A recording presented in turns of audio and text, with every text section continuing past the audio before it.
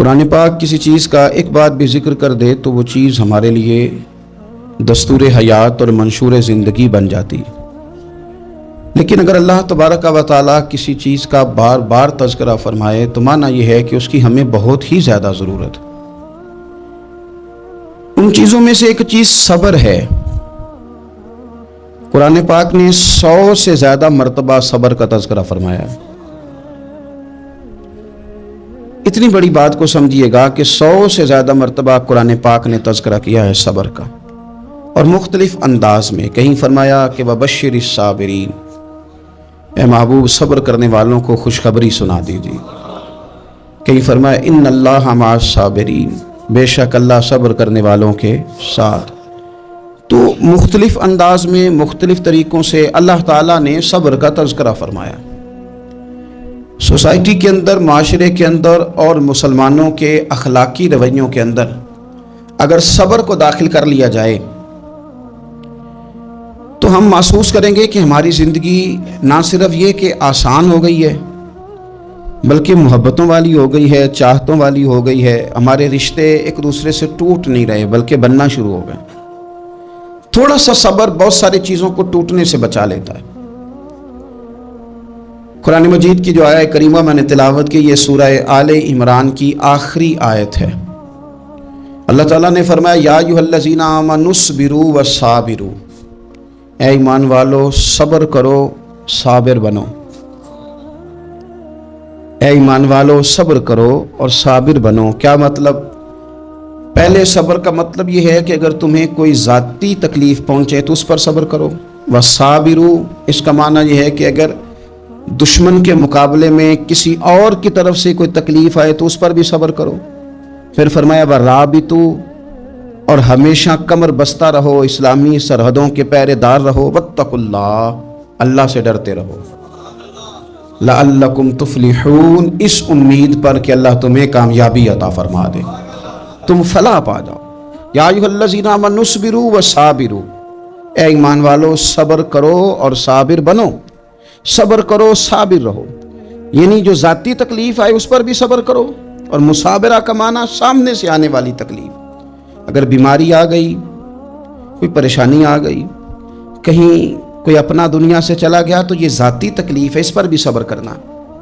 اور اگر اپنوں نے بیگانوں نے کوئی تکلیف پہنچا دی، کوئی اذیت دے دی، وہ اذیت کئی صورتوں میں ہو سکتی ہے. تانا بھی ایک اذیت ہے، طنز بھی ایک اذیت ہے. کسی شخص کے بارے میں غلط کلمہ کہنا بھی ایک اذیت ہے.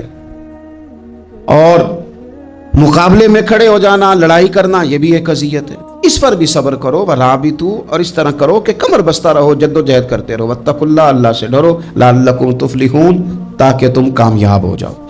صبر جب آپ کرتے ہیں نا اور صبر کا ارادہ کرتے ہیں تو اللہ تعالیٰ صبر کی توفیق بھی عطا فرماتا ہے. ہم نے یہ دیکھا ہے کہ ہمارے پاس نعمتوں کی کمی نہیں. ہمارے فریزر خوراک سے بھرے ہوئے ہیں. ہمارے دسترخوانوں پہ انواع و اقسام کی چیزیں چنی ہوئی ہیں. ہماری الماریوں میں کئی ہمارے لباس تیار شدہ لٹکے ہوئے ہیں. ہماری جیبوں میں ہماری ضرورت کا سرمایہ اللہ نے ہمیں دے دیا ہے. لیکن اس کے باوجود جو لوگ ایک دوسرے سے پیار نہیں کر پا رہے، جو ایک دوسرے کے قریب نہیں جا پا رہے، تو اس کی وجہ یہ ہے کہ صبر نہیں رہا، حوصلہ نہیں رہا. کسی چیز کو برداشت کرنا ہمارے مزاج کا حصہ ہی نہیں رہا. اور پھر چونکہ امت مسلمہ نے انقلاب برپا کرنا تھا، دنیا کو پیغام حق دینا تھا، اگر ان کے اندر حوصلہ ہی نہیں ہوگا، اگر انہیں صبر ہی نہیں کرنا آئے گا، استقامت ہی نہیں ہوگی، کہیں رکنا ہی نہیں آئے گا، تو یہ میدانوں کو سر کیسے کریں گے؟ کامیابیاں کیسے ان کا مقدر بنے گی؟ رمضان المبارک میں بھی ماحول یہ ہو کہ افطاری سے 1 گھنٹہ پہلے نظر پوری ٹک جائے گھڑی پہ، اور تھوڑا سا بھی صبر مشکل ہو. اور رمضان المبارک میں سحری کے وقت میں اگر دہی والی دکان پہ بھی جھگڑا ہی ہو رہا ہو، اور شام کو سامان خریدنے میں بھی اگر بحث ہی ہو رہی ہو، تکرار ہو، جھگڑا ہو، تو پھر سیکھا کیا؟ پھر وہ جو ہمیں تربیت دی جا رہی تھی کہ ہم نے صبر کرنا ہے، تو پھر ہم نے اس میں حاصل کیا کیا؟ حدیث پاک سنیں گے، آپ کی طبیعت بڑی ٹھنڈی ہوگی. میرے نبی پاک صلی اللہ تعالیٰ علیہ وسلم نے ارشاد فرماتے ہیں کہ جو بندہ سوال سے بچنا چاہے گا، ارادہ کرے گا اللہ میں نے کسی سے نہیں مانگنا، فرمایا جو سوال سے بچنا چاہے گا رب اسے سوال سے بچا لے گا، اور جو لوگوں سے بے نیاز ہونا چاہے گا کہے گا یا اللہ مجھے دنیا داروں کا محتاج نہ بنا، اپنی بارگاہ سے عطا فرما۔ جو لوگوں سے بے نیاز ہونا چاہے گا اللہ لوگوں سے بے نیاز کر دے گا، اور فرمایا جو صبر کا ارادہ کرے گا اللہ اسے صبر کی توفیق بھی عطا فرما دے گا۔ ارادہ تو کرے، پروگرام تو بنائے، توفیق تو اللہ دے گا۔ جو صبر کا ارادہ کرے گا اللہ صبر کی توفیق بھی عطا کر دے گا۔ اور حضور صلی اللہ تعالی علیہ وسلم فرمانے لگے یاد رکھو کسی بندے کو جو بہترین تحفہ دیا گیا ہے نا، اگر کسی کو کوئی بہترین عطیہ ملا ہے تو پھر اللہ تعالیٰ نے اسے صبر عطا فرمایا ہے۔ یہ بہترین تحفہ ہے، اس سے زندگی سنور جاتی ہے، اس سے انسان باوقار اور مطمئن ہو جاتا ہے، اس سے اس کے شب و روز آسانی سے بیتتے، وہ دنیا کی پک ڈنڈیوں سے آسانی سے گزر کے اللہ کی بارگاہ عالی مرتبت میں سرخرو ہو کر حاضر ہو جاتا ہے۔ لیکن اگر بے حوصلہ ہو، صبر نہ ہو، پھر نقصان روز بروز بڑھتا ہے۔ اور پھر میرے رسول پاک صلی اللہ تعالی علیہ وسلم ارشاد فرماتے ہیں کہ اصل بات یہ ہے کہ اللہ تعالیٰ نہ کسی بندے کا درجہ بلند کرنے کا ارادہ فرماتا ہے، لیکن اس کے اعمال اس طرح کے نہیں ہوتے کہ اس کا درجہ بلند کیا جائے۔ اب رب کیا کرتا ہے، اللہ تعالیٰ اس کو مال کی، جان کی، اولاد کی کسی مشکل میں ڈال دیتا ہے، اس مصیبت پر وہ بندہ صبر کرتا ہے تو اللہ تعالیٰ اس کا درجہ بلند فرما دیتا ہے۔ اعمال اس قابل نہیں تھے کہ درجات بلند ہوں، وہ اعمال کی بنیاد پر نہیں کر سکتا تھا تو اللہ نے کسی مشکل میں ڈال کے نا اپنے فضل سے درجہ بلند کر دیا۔ اب جو راہ طریقت کا مسافر تھا، جو سلوک کی منازل طے کر رہا تھا، جو اللہ رسول کے قریب جانے چاہ رہا تھا، اس کے لیے کتنی آسانی ہو گئی کہ مجاہدہ تو زیادہ نہ کر سکا، کثرت سے نفلی صوم و صلات کا بندوبست تو نہ کر سکا، تھوڑا سا صبر کیا، رب نے اپنا اور اپنے محبوب کا قرب عطا فرما دیا۔ تو یہ تو آپ صبر کرنے کے لیے جب نکلے ہیں تو آپ نے تو رب رسول کو پا لیا۔ یہ صبر تو وہ والا سفر ہے جس کی جو منزل ہے وہ اللہ رسول کا قرب ہے۔ ہم لوگ تھوڑی تھوڑی باتوں میں حوصلہ ہار جاتے ہیں، صبر چھوڑ جاتے ہیں، پریشانی بڑھ جاتی ہے، پتہ نہیں ایسے محسوس ہوتا ہے کہ جیسے یہی بندہ دنیا کا سب سے دکھی بندہ ہے۔ تو ایک تو یہ کہ ذاتی حیثیت سے صبر کرے، ایک یہ کہ پھر دشمن کا جب مقابلہ ہو، آمن نصبرو و صابرو، آپ کا جب مقابلہ سامنے کسی کے ساتھ ہو تو پھر تیر، تلواریں، اسلحہ، بندوقیں یہ نہیں زیادہ لڑتی، میدانوں میں حوصلے لڑتے ہیں، میدانوں میں صبر لڑتا ہے، میدانوں کے اندر توانائیاں لڑتی ہیں۔ میدان کربلا کے اندر کوئی مقابلہ نہیں تھا تیر کا تیر کے ساتھ، تلوار کا تلوار کے ساتھ کوئی مقابلہ نہیں۔ میدان کربلا کے اندر ظلم کا صبر سے مقابلہ تھا، فتح کے ڈنکے یزید نے بجائے تھے، جشن ابن زیاد نے منایا تھا، لیکن قیامت تک اللہ نے جو فتح عطا فرمائی ہے تو وہ حسین ابن علی کے صبر کو عطا فرمائی، وہ سیدنا امام علی مقام کے صبر کو ملی۔ عزیز بھائی، صبر ہی ہمیشہ فاتح ہوتا ہے، صبر ہی جیتا کرتا ہے، صبر ہی کامیابیاں دیتا ہے، نتیجے صبر کے نکلتے ہیں، صبر کے، حوصلے کے نتیجے ہوتے ہیں۔ ہماری جلد بازی ہمیں شکست خوردہ کر دے گی، ہمارا حوصلہ نہ ہونا ہمیں ہرا دے گا، ہم کمزور پڑ جائیں گے اگر ہم بے حوصلہ ہو جائیں گے۔ سنو، میرے نبی پاک علیہ السلام نے تربیت کی، حضور اپنی امت کو درس دیتے ہیں، حضور فرماتے ہیں پہلے تو کوشش نہ کرو کہ تمہاری دشمن سے لڑائی ہو، اس چکر میں ہی نہ پڑو کہ لڑائی ہو۔ مسلمان امن والے ہیں، یہ پرامن لوگ ہیں، یہ امن پسند ہیں، یہ داعیے امن ہیں، یہ معاشرے میں مومن ہونا امن کی علامت ہے۔ فرمایا پہلے تو یہ پروگرام ہی نہ بناؤ کہ تمہاری لڑائی ہو، اور فرمایا پھر اگر ہو جائے نا تو پھر صبر کے ساتھ مقابلہ کرو، پھر ڈٹ کے مقابلہ کرو، اور پھر یاد رکھو کہ یہ جو جنت ہے یہ تلواروں کے سائے میں ہے، جنت تلواروں کے سائے میں تمہیں ملے گی، پھر ڈٹنا سیکھو۔ پہلے تو بات یہ کہ تم یہ ارادہ ہی نہ کرو لڑائی، اور اگر کبھی ہو جائے لوگوں کو بتاؤ کہ ہیں ہم پرامن لوگ، پر دین کے لیے کھڑا ہونا ہو تو پھر ہم سے زیادہ کسی کو کھڑا بھی نہیں ہونا آتا، پھر ہم سے زیادہ کسی کے پاس طاقت بھی نہیں۔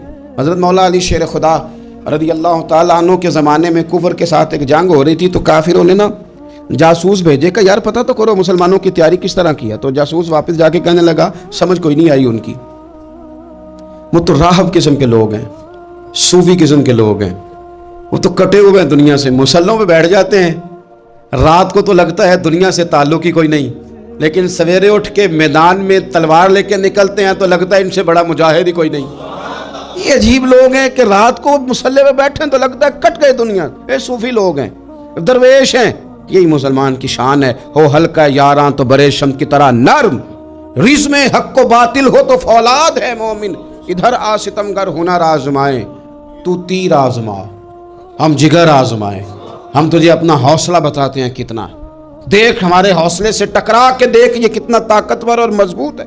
تو عزیز بھائی، اگر زندگی میں آپ کو صبر کرنا آ گیا، میں بڑے دنوں سے یہ عنوانات بیان کر رہا ہوں، اور آج تو خصوصی طور پر رمضان شریف کے اس جمعے میں اپیل کرنا چاہتا ہوں آپ سے کہ کمزور باتیں کرنی چھوڑ دیں، مایوسی کے جملے اپنی زندگی سے نکال دیں۔ ہم مسلمان ہیں، آپ بیمار ہو گئے ہیں تو یہ بھی خدا کا فضل ہے، گناہ معاف ہوں گے۔ اگر اللہ تعالیٰ نے فقیر بنا دیا، غریبی آ گئی ہے تو یہ بھی فضل ہے، امیروں سے پہلے جنت میں جائیں گے۔ اگر اللہ تبارک و تعالیٰ نے کسی جگہ آپ کو مکان نہیں دیا اور دوسرے کو دے دیا ہے تو آپ وہ لوگ ہیں جو عظیم سنت ادا کر رہے ہیں سیدنا بلال حبشی کی۔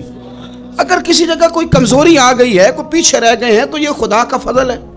اللہ تعالیٰ نے چاہا ہمارے لیے جو فیصلہ تو ہم اس پہ راضی ہیں، لیکن اپنی زندگی میں اور شکوے اتنے بڑھا لیے ہم نے، اتنے بڑھا لیے کہ لوگوں سے شکوے کرتے کرتے رب رسول سے بھی شروع کر دیے۔ غلام بھی کبھی شکوہ کرتا ہے، آقا کا بھی شکوہ ہوتا ہے، بندہ بھی کبھی شکوہ کرتا ہے، رب کا بھی شکوہ ہوتا ہے، یہ بھی کبھی ہوتا ہے۔ آپ نہ مانے پر یہ شکوہ ہے کہ میں بڑے ڈاکٹروں کے پاس گیا ہوں، آرام نہیں آیا، نہ مانے پر یہ شکوہ ہے میں نے کبھی کسی کو ستایا تو نہیں پر میرے حالات نہیں ٹھیک ہوتے۔ آپ نہ مانے پر یہ شکوہ ہے کہ فلانے کے پاس دولت زیادہ ہے، اس نے پتہ نہیں وہ آگے نکل گیا اور میں پیچھے رہ گیا، نہ مانے پر یہ شکوہ ہے۔ کس سے کر رہے ہو؟ رب رسول سے؟ او آس بولے تے دی مہربانی اساں تے لاڈ ہی لڑاونے نے۔ کس سے شکوہ کر رہے ہو؟ خدا کے بندو، غلام غلامی کرتے ہیں تو شکوے کرتے ہیں کوئی؟ حضرت ام سلمہ رضی اللہ تعالیٰ عنہ، شوہر کا نام ہے ابو سلمہ، بیٹے کا نام ہے سلمہ، کہتی ہیں میں، میرا شوہر، میرا بیٹا، تینوں، چھوٹا بیٹا میرا، ہم نکلے مکہ مکرمہ سے مدینہ طیبہ جانے کے لیے۔ ایک کی بیٹا ہے، خاندان جمع ہے، شوہر کی گود میں بیٹا، اونٹ کے پیچھے میں۔ فرماتی ہیں مدینے کی سرحد آ گئی تو میرے میکے والے آ گئے، کہنے لگے ابو سلمہ نہیں لے جانے دیں گے مدینے اپنی بیٹی کو۔ میں نے کہا میں مسلمان ہوں، میں تو اپنے شوہر کے ساتھ مدینے جاؤں گی۔ انہوں نے کہا نہیں جا سکتے، تو نے جانا ہے تو جا، ہماری بیٹی نہیں جائے گی۔ زبردستی مجھ سے انہوں نے مجھے میرے شوہر سے الگ کیا۔ کہتی ہیں پھر میرے شوہر کے قبیلے والے آ گئے، وہ کہنے لگے اگر تم اپنی بیٹی کو نہیں نہ جانے دیتے تو یہ جو ہمارا پوتا ہے یہ ہماری نسل ہے، تمہارا نہیں، اسے ہم نہیں جانے دیں گے۔ وہ بچہ اپنی طرف کھینچتے تھے، میں اپنی طرف کھینچتی تھی، مدینے کی سرحد پہ۔ یہ جھگڑا زمین کے لیے نہیں ہو رہا، مکان کے لیے نہیں ہو رہا، حضور کے مدینے جانے کے لیے ہو رہا، حضور کے مدینے جانے کے لیے ہو رہا، مدینے جانے کے لیے ہو رہا۔ لنگ کئی مہینے تے برس گئے تے تیری دید نو دیدے ہی ترس گئے۔ انہوں نے بچہ کھینچا، میں نے اپنی طرف کھینچا، میرے بچے کا بازو اتر گیا۔ فرماتی ہیں میرے شوہر مدینے چلے گئے، بیٹا میرا میرے سسرال والے لے گئے، مجھے میکے والے لے گئے۔ آج بھی کچھ سیانے بندے کہتے ہیں اس کو نکال دو اور بچے چھین لو۔ ان کا بھی خیال تھا کہ بیٹا لے جائیں گے نا تو ابو سلمہ بھی مدینے سے واپس آ جائے گا، یہ بھی واپس آ جائے گی۔ او یار، اتنا بڑا بھی ظالم کوئی نہیں ہوگا جو ماں باپ سے بچے جدا کرے۔ فرماتی ہیں کہ وہ لے گئے چھین کے، میں میکے چلی گئی، لوگ روٹی کھاتے تھے، میرے حلق سے نہیں گزرتی تھی۔ زمانہ سویا کرتا تھا، میں سو نہیں پاتی تھی۔ بیٹا کہاں، شوہر کہاں، میں کہاں۔ ام سلمہ کتنی دیر تکلیف کاٹی؟ جناب ام سلمہ کہنے لگی لوگو ایک دو دن نہیں، پورا سال بیت گیا، پورا سال، پر جے سونا ہی میرے دکھ وچ راضی، جے سونا ہی، مارو مارو مینو مار مکاؤ، میں کوئی عذر نہ پیش لے آواں، او جے سونا ہی میرے دکھ وچ راضی، پھر سکھ نو چلے ڈاواں۔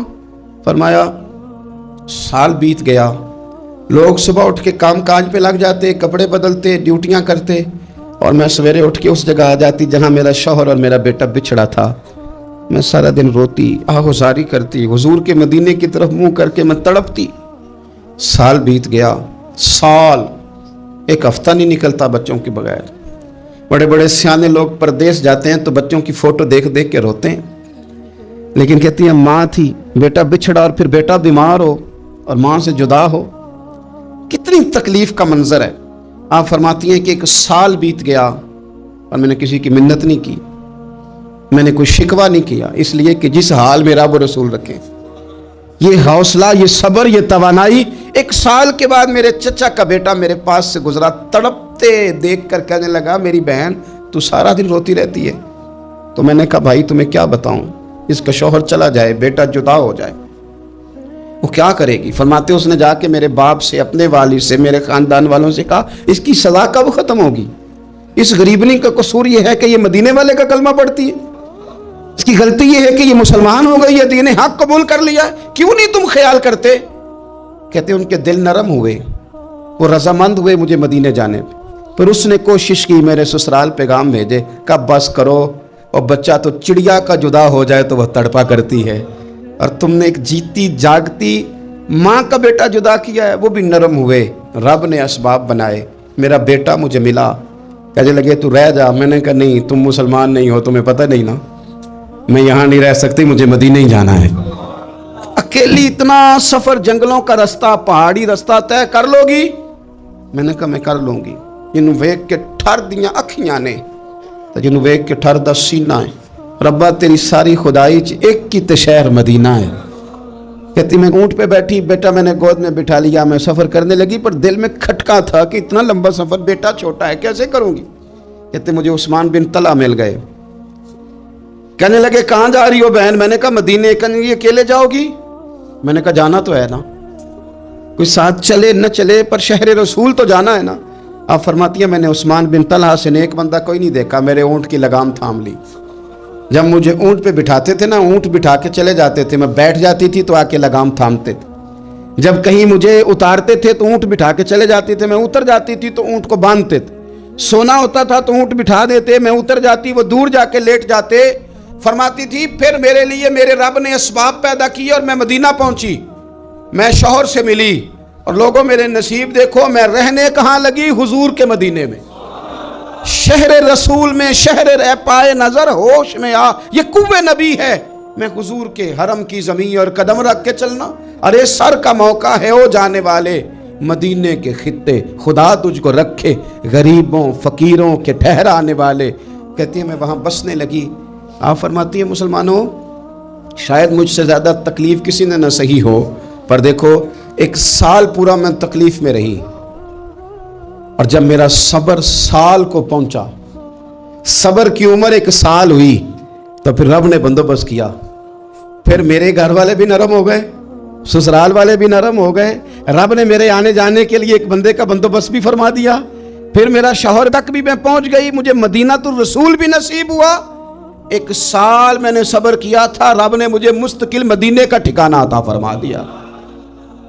लेकिन जो बंदा सब्र ही ना कर पाए, जो सब्र ही ना, जो कहे जी बड़ी दूर से आया हूँ, बड़ी देर हो गई, बड़ा टाइम हो गया, कब जाके मसला हल होगा, वो जो आपने बताया था वो तावीज़ कब असर करेगा, वो दुआ कब कबूल होगी, वो फलाना मामला कब, भाई ये डेट तो आपको रब रसूल ही दे सकते हैं। बंदा तो कोई इत्तला ही देगा, पैगाम ही देगा, दुआ ही करेगा।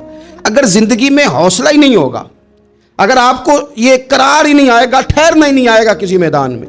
देखिए कुछ ऐसी अज़ियतें होती हैं जो अज़ियतनाक होती हैं, लेकिन अगर गुलामी में आ जाए ना आप, तो वो अज़ियतनाक नहीं होती, उस चुभन में मज़ा आने लगता है। कई दर्द भी मज़ेदार होते हैं, कई दर्द भी, कभी ज़ख्म ठीक होने पे आ जाए ना तो उसे छेड़ो तो मज़ा आता है, इसलिए कि कुछ दर्द भी मज़ेदार होते हैं। आतिश से किसी ने कहा तू रोता बड़ा है, उसने कहा महबूब की याद में तड़पता हूँ, अभी तो एक दिल है, मेरे तो ख्वाहिश थी कभी 2 होते ना तो सही करके तड़पता। रब ने दिल एक बनाया, कहता वो मज़ा दिया है तड़पने के, मेरी आरज़ू है या रब, मेरे दोनों पहलुओं में दिले बेकरार होता। दर्द में भी मज़ा है, पर शर्त यह है कि लोग दर्द में भी जीना सीखें। हम ना आराम में जीना चाहते हैं, पंखे के नीचे जीना चाहते हैं। काश कि हमें सहरा में भी नींद का मज़ा लेने का तरीका आए, फिर ज़िंदगी के सारे रास्ते आसान हैं, फिर एक राह भी मुश्किल नहीं। लेकिन चूंकि हौसला नहीं, सब्र नहीं, वो वाला करार नहीं जो एक मुसलमान से रब रसूल का मुतालबा है, हुदैबिया के मौके पे ना नबी पाक सल्लल्लाहु अलैहि वसल्लम ने जो शर्तें काफिरों के साथ तय की थी ना, हुजूर ने नूरे बसीरत से की थी ना, तो इन्हीं शर्तों ने फिर फतह के बाब खोल दिए। इन्ना फतहना लका फतहम मुबीना। एक शर्त ये थी कि अगर कोई मुसलमान मदीने से मक्के आएगा तो मक्के वाले वापस नहीं करेंगे, रख लेंगे। फिर गौर करें, कोई मुसलमान अगर मदीने से मक्के आएगा तो मक्के वाले वापस नहीं करेंगे, और अगर कोई बंदा मुसलमान अपने आका की मर्जी के बगैर मुसलमान हो जाए और वहां से वो मदीने आएगा तो हुजूर पनाह नहीं देंगे। तो मेरे भाई, महबूब की तरफ से आने वाला ना सिर्फ सुख ही नहीं कबूल करना चाहिए, दुख भी कबूल करना चाहिए, दुख भी कबूल करना चाहिए। हमारा ये मसला है कि हम ना मीठी मीठी के कायल हैं, कड़वी कड़वी के कायल नहीं। अगर वो कभी दुख देना तो महबूब का दुख भी सुख समझ के कबूल करो। हाँ हाँ, उसकी तरफ से कांटा है कभी तो उसे फूल समझ के कबूल करो, वो चुभेगा नहीं, इंशाल्लाह मजा ही देगा, वो कबूल तो करो ना। तो अब हजरत अबू बसीर रदी अल्लाह ताला अन्हु एक सहाबी थे, एक तो हजरत अबू जंदल रदी अल्लाह ताला अन्हु थे ना, तो वो तो हुदैबिया में आ गए। हुजूर मुझे ले जाएं, तो नबी पाक ने फरमाया मैंने वादा कर लिया है, उनको भी हुजूर ने वापस भेज दिया। और ये बेचारे ना अपने आका की जेल तोड़ के मक्के से भाग के मदीने आए। या रसूलल्लाह मुझे कबूल कर ले, मैं भाग आया हूं, वो बड़ा जुल्म करते हैं, मारते हैं, तकलीफ देते हैं। वो आए तो उधर से ना उसके मालिक ने एक दो बंदे भी भेज दिए रुक्का दे के कि या रसूलल्लाह आपका तो वादा था कि आप बंदा रखेंगे नहीं। ये आए और रुक्का भी आ गया। अब जरा मंजर को समझे। हमारा तो ये मसला है कि कहते हैं कि मेरी 99 बातें मानी हैं, एक नहीं मानी, लिहाजा मेरा ताल्लुक ही कोई नहीं। लेकिन यहां क्या कैफियत है, बंदा रो रहा है, तड़प रहा है, हुजूर मैं मार से बचता हुआ आया हूं, जेल तोड़ के आया हूं, मुझे कबूल कर लें। उधर रुका आ गया कि आपका वादा था रखेंगे नहीं। अब ये कितना मुश्किल मसला है। लेकिन रसूल पाक अलैहिस्सलातु सलाम ने फरमाया अबू बसीर मैंने वादा किया यार तुझे वापस जाना पड़ेगा। ओए होए होए, लोग तो कहते हैं ना कि वो पीर साहब ने कहा था तो मेरा काम नहीं हुआ, लिहाजा मेरी बैत ही गई, छुट्टी हो गई, माहौल ही बड़ा अजीब है। हुजूर ने फरमाया वापस जा, लेकिन जेकर यार दे नाम दा मिले मेणा, फिर उन्होंने झोली पा लईए, मेणे नू पुंजे सुटिए ना। जेकर यार दे नाम दा, सामने वाले ने ताना समझ के दिया था पर यार के नाम का था ना, उसने कहा ला सही सोने के नाम का है ना, ताना हुआ तो क्या हुआ। जेकर यार दे नाम दा मिले मेणा, उन्होंने झोली पा लईए पुंजे सुटिए ना, ते जेकर यार दे नाम दी मिले सूली, फिर झूठा झूठ लइए ते पिछा हटिए ना, झूठा झूठ लइए। अब लिखने वाले का भी अपना अंदाज है ना, कहते हैं ये भी मेरे लिए झूला ही है, ये भी आराम की जगह ही है, झूठा झूठ लइए ते पिछा हटिए ना। हजरत अबू बसीर रदी अल्लाह ताला अन्हु से हुजूर ने फरमाया वापस जाना है। कहा सोने ठीक है, कोई शिकवा नहीं, कोई गिला नहीं, ये भी मेरे महबूब का हुक्म ही है। और क्या बात है, मेरे नबी वादों के पक्के हैं, क्या बात है, हुजूर ने जो कहा करके दिखाया। कहते हैं मैं वापस जा रहा था, एक दो बंदे साथ थे, जब मदीने की हद गुजर गई ना, हुजूर ने तो कहा था ना मदीने में पनाह नहीं देनी, तो मैंने उससे कहा यार तलवार बड़ी सोहनी है, मेरा दिखाना। उसने दिखाई तो एक की मैंने गर्दन काट दी, दूसरा वैसे ही भाग गया और भाग के हुजूर के पास आया जी, उसने तो मार दिया। तो सरकार फरमाने लगे मैंने तो वादा पूरा किया था ना, तुमसे नहीं संभाला गया तो मामला तुम्हारा है। अब हज़रत अबू बसीर रज़ी अल्लाह ताला अन्हु वापस आए, अर्ज़ की हुजूर अब मेरे लिए क्या हुक्म है। हुजूर ने फरमाया मियाँ हुक्म वही है, मदीने में हम नहीं रख सकते तुम। मदीने में सहाबा थे ना, हुजूर की बातों से खुशबू लेते थे, मदीने में नहीं रख सकते। हज़रत अबू बसीर कहते हैं मैं मदीने की सरहद से निकल गया, उस जगह चला गया जो ना मक्के की रियासत में था ना मदीने की। एक मकाम में ईस था जहाँ मीठे पानी के कुएं थे, वहाँ रहने लगा। हज़रत अबू जंदल को पता चला कि एक नया ठिकाना बन गया, वो भी जेल तोड़ के आ गए। 70 बंदे आ गए, वहाँ से काफिले गुजरते थे काफिरों के, ये भी मुसलमानों को तंग करते थे। अगर मक्के से कोई काफिला गुजरता था तो हमने भी इनको पकड़ा, काफिर का माल माले गनीमत असबाब बन गया। और वो जब काफिला लेके आते थे तो डरे होते थे, और इनको तो सताया था ना, कहते हमें सताया बड़ा था, हम तो इनकलाबी बन गए थे, हम तो रख लेते ना, बड़ी मिन्नत करते, बड़ी जान मुश्किल से छुड़ाते। 70 बंदे हो गए, फिर 300 हो गए। तब वो बशीर कहते हैं दुनिया मदीने जाती थी लेकिन हम तड़पते थे, हम तड़पते थे, रुत लंघ गई है फिर बाहर आंदी ते अज चिट्ठियां मदीने आईयां नहीं। हम तड़पते थे कि यार कोई मौका मिले, रोज रात को रोते तड़पते। 300 इनकलाबियों का जत्था सब्र से बैठा है मदीने की सरहद पे, अंदर आने की इजाजत नहीं, पर गुलामी में रोज इजाफा हो रहा। सब्र देखो, गुलामी में रोज इजाफा होता है। तंग आ गए काफिर, पहले बड़ी डींगे मारते थे कि देखो हमने कैसी शर्त मनवाई है, कैसी शर्त मनवाई है कि उनका बंदा आएगा तो हम वापस नहीं करेंगे, हमारा जाएगा तो उन्हें करना पड़ेगा। फिर इतने तंग आए कि खुद आके कहने लगे हुजूर मेहरबानी करें, ये शर्त तो ख़त्म करें ना, और इन 300 को तो मदीने बुलाएं, मेहरबानी फरमाएं। हुजूर बड़े खुश हुए। आज गुलामों के नाम पैगाम लिखा, गुलामों के नाम पैगाम लिखा, चिट्ठी लिखी हुजूर ने। चिट्ठी किस चीज़ की लिखी? आ जाओ यार मदीने आ जाओ। चिट्ठी आई मदीने आने के लिए। हज़रत अबू बशीर के नाम चिट्ठी गई, आ जा यार मदीने, आ जा तेरे नाम पैगाम सब लाई है सरकार नबी से, और आया है बुलावा मुझे दरबार नबी से। पैगाम आया। हज़रत अबू बशीर इतने बीमार थे कि नज़ा का आलम था, लेकिन उस आलम में भी इंतज़ार था। उस आखिरी वेले अखियाँ मेरियाँ रात तकनाए तेरा, तेरा ते सजना कुछ भी नहीं जाना, जे पा जावे एक फेरा, ते सिर मेरे ते आन खलोवे ते फिर पर्दा रह जाई मेरा, सौखा निकले साब ज़हूरी, जे वेख लवे मुख तेरा। हज़रत अबू बशीर को ना वो रुका गया, हुजूर की चिट्ठी गई तो यूँ चिट्ठी पड़ी, हुजूर ने फरमाया आ जाना, रास्ता खुल गया है, तू आ जा। खुल गया रास्ता। दुआ फरमाओ मदीने के रास्ते खुल जाएं। करो ना यार दुआ, मदीने के रास्ते खुल जाएं। कुछ ऐसे हैं जिन्होंने सारे दुख सुनाने ही मदीने जाके होते, कुछ लोग ऐसे हैं जिनके दिल और कलेजे फटने को आ गए। दुआ करो रास्ते खुल जाए। हुजूर ने फरमाया आ जा, तेरा राह खुल गया। हज़रत अबू जंदल कहते मैं सराहने खड़ा था, हज़रत अबू बशीर के खात पढ़ा, मुस्कुराए, इशारे से कहने लगे देख मेरे नबी का खाता है, हुजूर की चिट्ठी मेरे नाम आई है, पढ़ना। तो मैंने भी पढ़ी, पहले रोए फिर कलमा पढ़ा, फिर मेरा हाथ थामा, रूह ही परवाज कर गई हमेशा के लिए, हमेशा के लिए। वो ज़ाहिरी जिस्म के साथ तो मदीने ना पहुंचे, पर कब्र में गए तो मदीने वाले की ज़ियारत नसीब हो, कब्र में हुजूर की ज़ियारत नसीब हो गई। कब्र में हज़रत अबू जंदल कहता मैंने जनाजा पढ़ा, और उसी मकाम पे जहाँ उन्होंने इंतज़ार किया था ना, वो मकाम में इंतज़ार उनका मज़ार बना, मज़ार के साथ मस्जिद बनी, मस्जिद का नाम मस्जिद अबू बशीर रखा गया। उन्होंने उस इंतज़ार में जान दे दी, पर सब्र किया, शिकवा नहीं किया। यारो इतनी शिकायतें, इतनी शिकायतें, इतने शिकवे। एक बात मेरा और करने को दिल कर रहा है। एक सहाबी थे हज़रत आसिम बिन साबित रदी अल्लाह ताला अन्हु, जंगे उहद में ना हुजूर के हाथ पे मौत की बैत की, जंगे उहद में बैत की, सोने तेरे नाम पे मरना, डट के लड़े। सलाफा बिन साद के 2 बेटे बदर में कत्ल किए इन्होंने। उसने कसम खाई कि माज़ अल्लाह मैं इनका सर मंगा के तो इनकी खोपड़ी में शराब पीऊंगी।